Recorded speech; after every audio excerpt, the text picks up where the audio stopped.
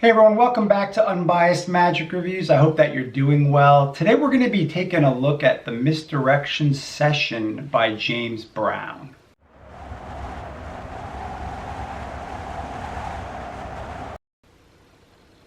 If you're new to my channel, it's important that you realize that I'm not a magic promoter. I'm a hobbyist.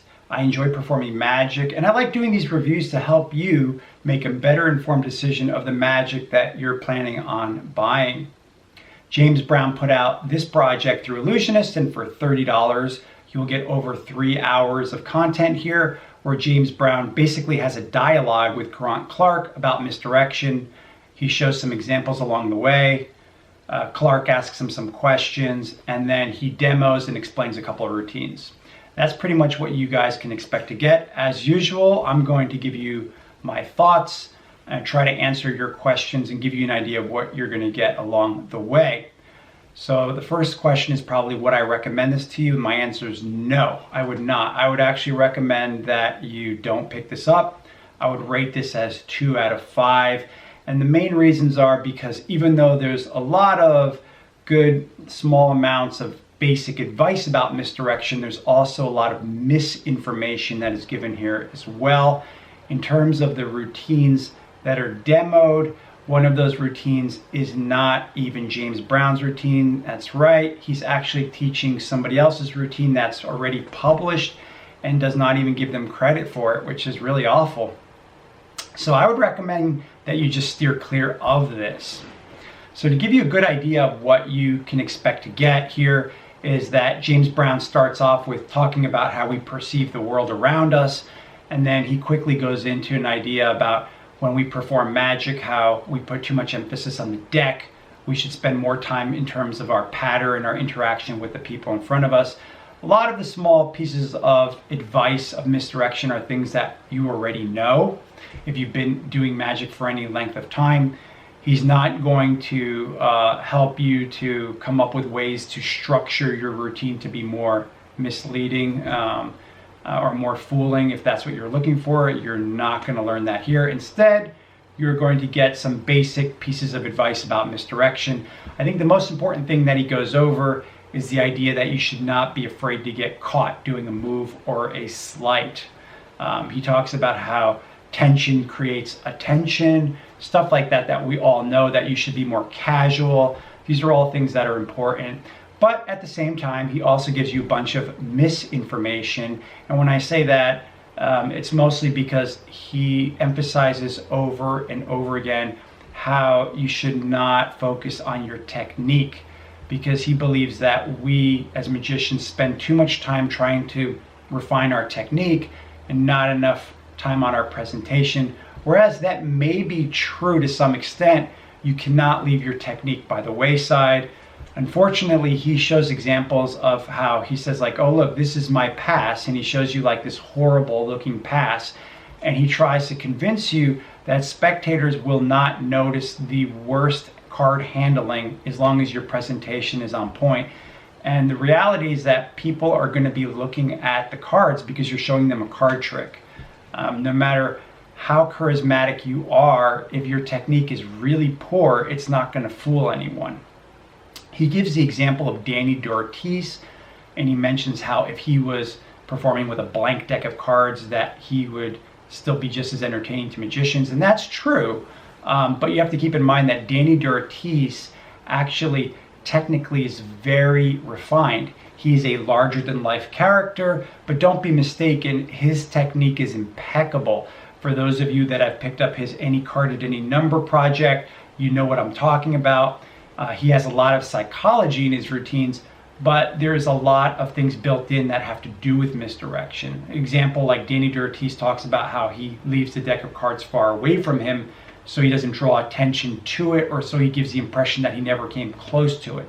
But when you do watch Danny D'Ortiz, when he goes over all of his explanations of effects, a lot of those effects require a lot of technical handling, and some people would not be able to perform the effect because it's too difficult technically for them. In terms of the routines that you're going to learn, the first routine is a card under box routine, and it's a 3-phase routine, and it's actually part of another project that he put out in the past, which was called Box Clever, which I thought actually was better.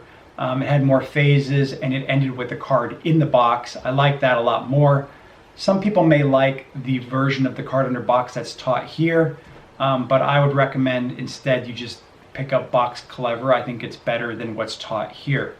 The second routine, the card under glass, it's not really a full routine, it's just a couple of ideas of doing card under glass. And what I didn't like was that he teaches a variation of the convincing control and he doesn't even know what it is, because he says, and I quote, "Oh, I have no idea where this comes from or what the name of it is," which that's terrible, because you should at least do your homework.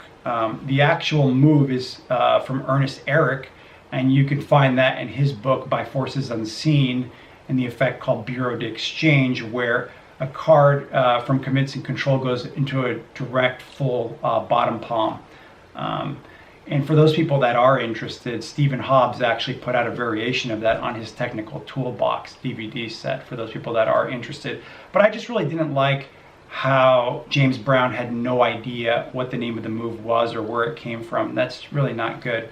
Finally, the last routine that he teaches, as I mentioned earlier, is not his routine. You will see here on the trailer that this is falsely advertised as his signed Monty routine.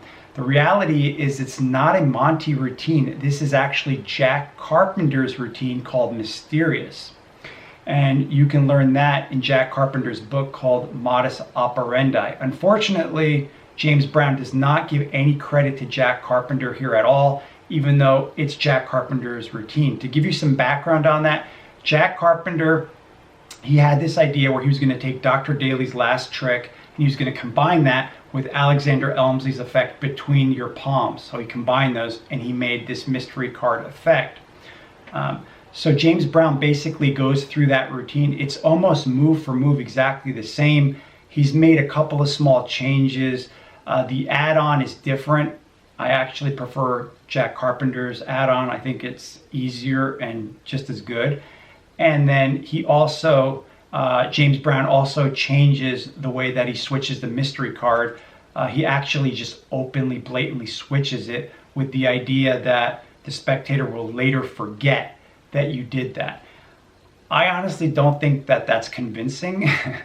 I don't think that that's going to fool anyone. And I think Jack Carpenter's original method for doing the switch is much better. So for those people that are interested, I like to give you a little something extra to hunt down. If you're interested in learning a way that you can switch a mystery card that your spectator is holding on to without them knowing it, you can check out John Bannon's movie. It's called Assisted Switch, and it was published in his book Smoke and Mirrors. I think it was also on the video Smoke and Mirrors, but in the book, there's a routine there that's called Vicious Rumor, or maybe it was Vicious Rumors, and where apparently you're just adding a face-up card to the card that he's already holding face down, and you're actually switching out the face down card for another face down card.